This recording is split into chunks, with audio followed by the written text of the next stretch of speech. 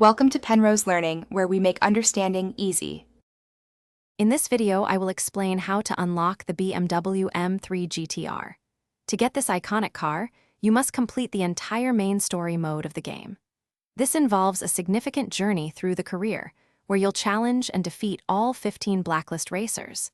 Each victory brings you closer to your goal, earning you valuable reputation and in-game currency to upgrade your vehicles. It's a challenging but rewarding path to the ultimate prize. To advance through the blacklist, you'll need to meet specific requirements for each opponent. This typically involves winning a certain number of races and accumulating enough bounty by evading the police.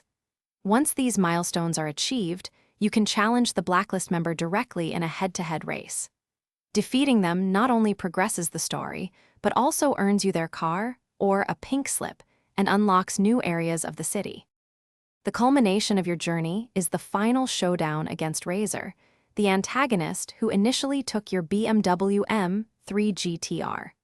This final challenge involves a series of intense races designed to test all your skills.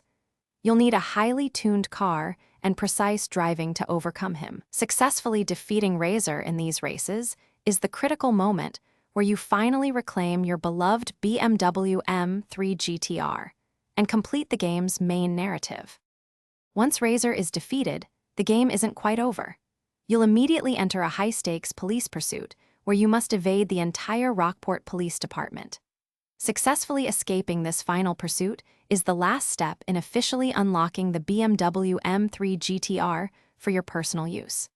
After this thrilling conclusion, the car will be available in your garage for quick race mode, allowing you to enjoy driving it without the career pressure. Thanks for watching. If this was helpful, leave a like and consider subscribing. See you next time.